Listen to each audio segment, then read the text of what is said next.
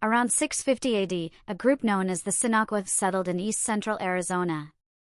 The name, bestowed by Spanish explorers, translates to without water. Contrary to this label, the region was actually more humid than today and provided an ideal habitat for the Sinaqua, who thrived until approximately AD 1400. Following them were the Yavapai and Apache tribes, both hunter-gatherer cultures.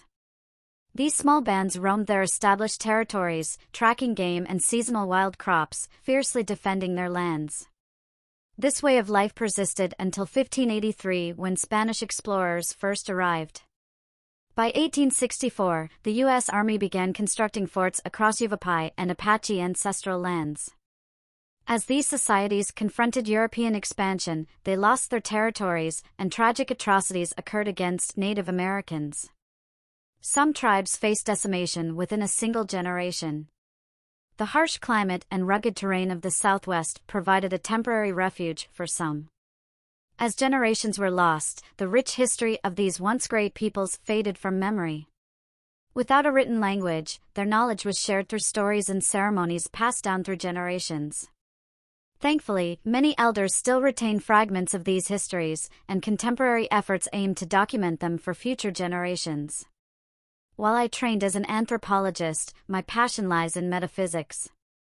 Native societies are deeply intertwined with both the living and spirit worlds.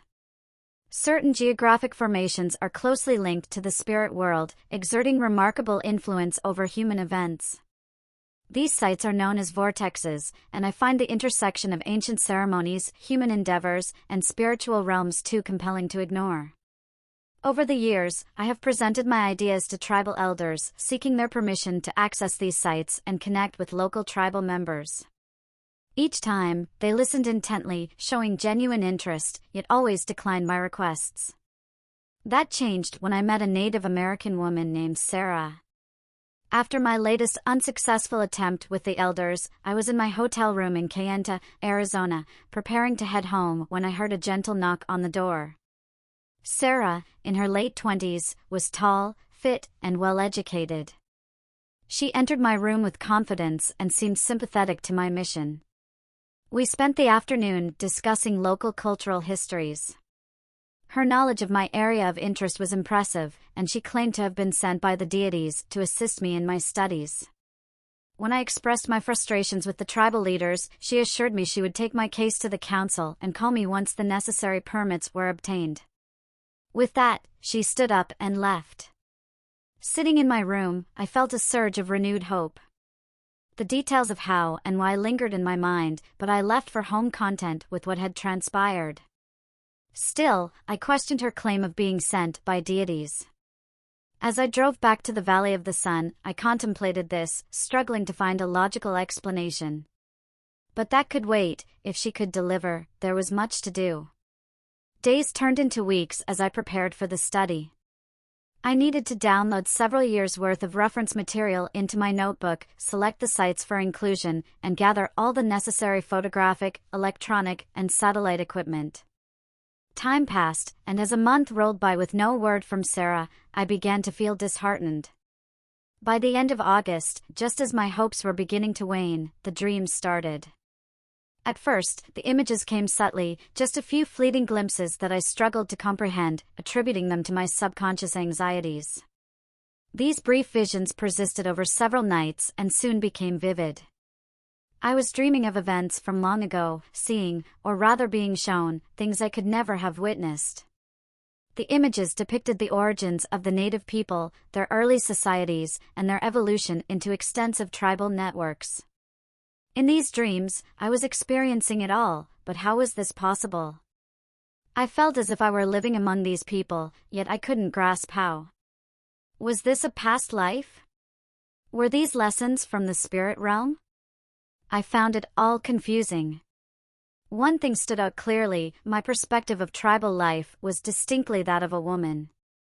In every dream, I was a girl, much like Sarah. Why hadn't she reached out to me? As time went on, desperation began to creep in. Nearly 4 months had passed without any news. I considered returning to the area to search for Sarah, despite her urging me to wait in Phoenix. Then, one day after work, I received an email from her. The details of how she managed it remain a mystery, but her message conveyed that full access had been granted for my study. There were conditions attached, but all were agreeable. First, Sarah would act as my chaperone and accompany me throughout the study. Second, no other outsiders would be part of the team. Sarah would organize the necessary equipment and assistants, all of whom would be Native Americans, primarily Navajo or Apache. Finally, all artifacts, publications, and royalties would belong solely to the tribes. I would serve as the official spokesperson for the council and could claim any academic accolades resulting from our work. I eagerly agreed to all terms. Our first expedition was scheduled for October, and time flew by as I prepared. The day arrived, and our team set out with minimal fanfare, only one tribal elder and a few dancers to see us off. The ceremony was brief, conducted in a Navajo dialect, as we headed northwest. During our journey, Sarah and I discussed our plans. She cautioned me about the strange occurrences at the vortex, legends so ancient that their origins were lost to time. These stories spoke of enchanting romances, victories in battle, and peoples long forgotten. She gave me a charm to wear around my neck, a simple figure of a woman on a leather cord. Sarah claimed it would mark me as a friend to her people and shield me from malevolent spirits. As I put on the charm, Sarah began a rhythmic chant. Her voice was soft and more feminine than I could have imagined, yet I understood the words.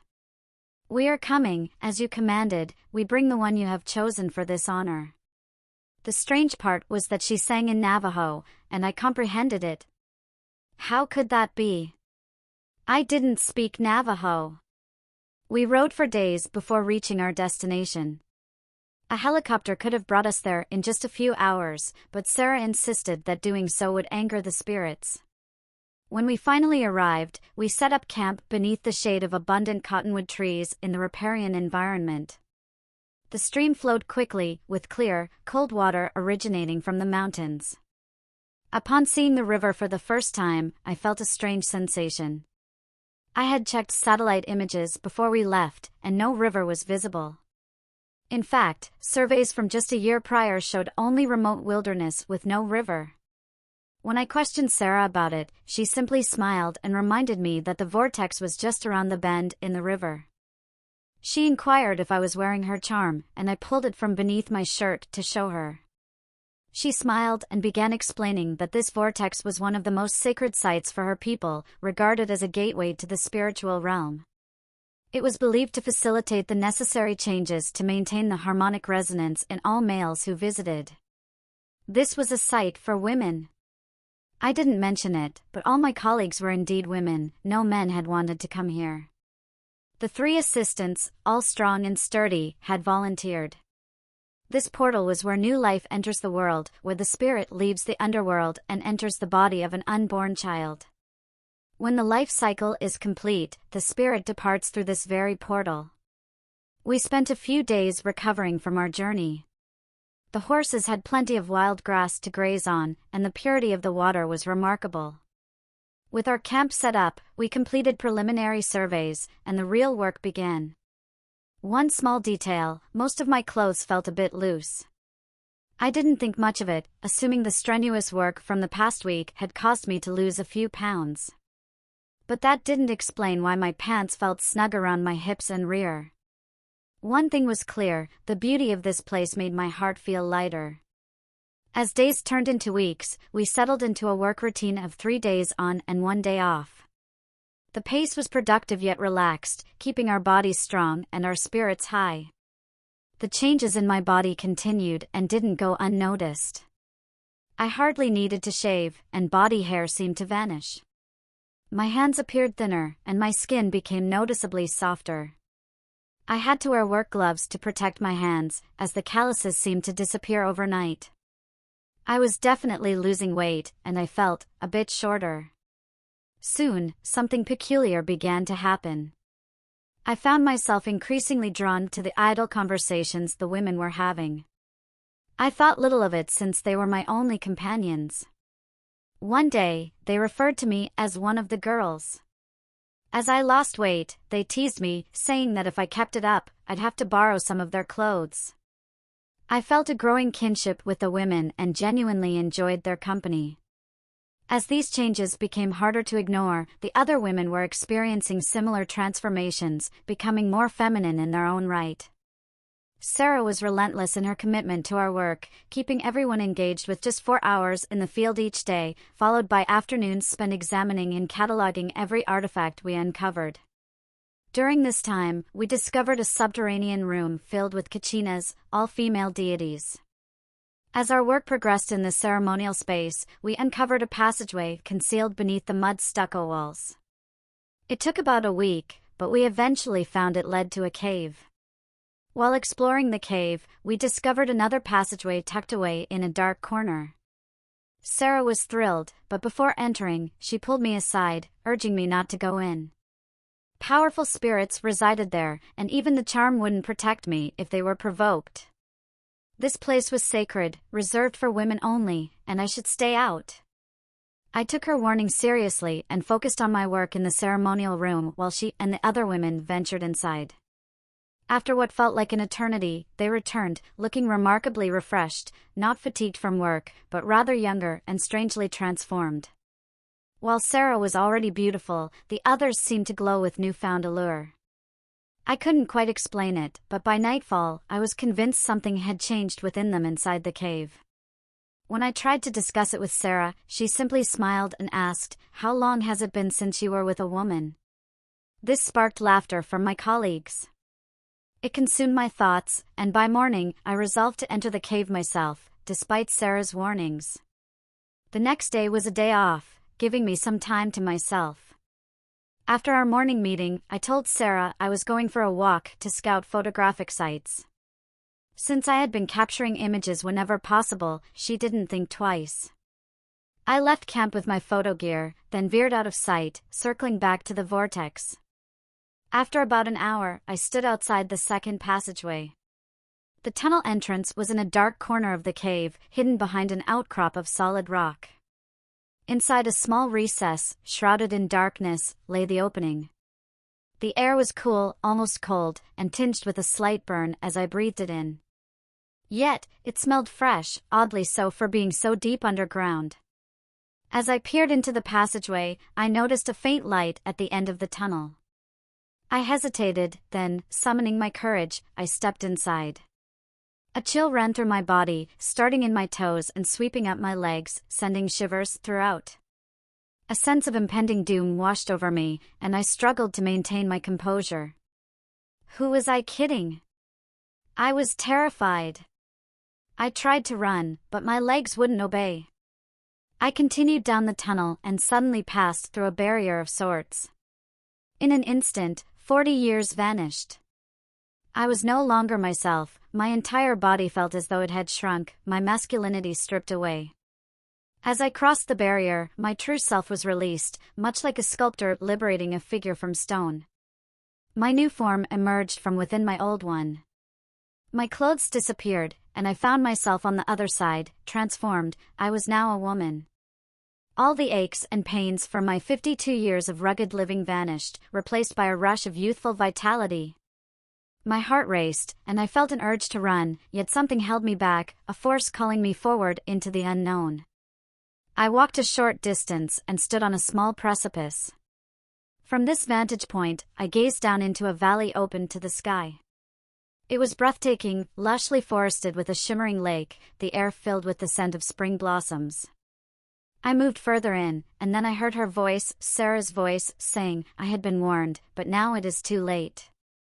By coming to this place, I had been claimed by the spirits. Later, I would learn that the changes I experienced at camp wouldn't have transformed me so dramatically. I might have become slightly smaller with finer, more feminine features, but I would have remained male. By ignoring the warnings and entering this sacred site, I was taken and made a disciple of the spirits. Had I been in a male-oriented space, I would have been granted the traits of a warrior. But since this was the vortex of a female deity, I was bestowed with feminine attributes. At that moment, Sarah appeared by my side, taking my hand and welcoming me as her sister. With her hand in mine, she led me down the path. I felt a stirring within me, an arousal I had never known as a man. A knowing smile spread across her full lips as she kissed me. Pulling away, she said, "Soon, my pretty, but first we must complete the ceremony. Can you swim?"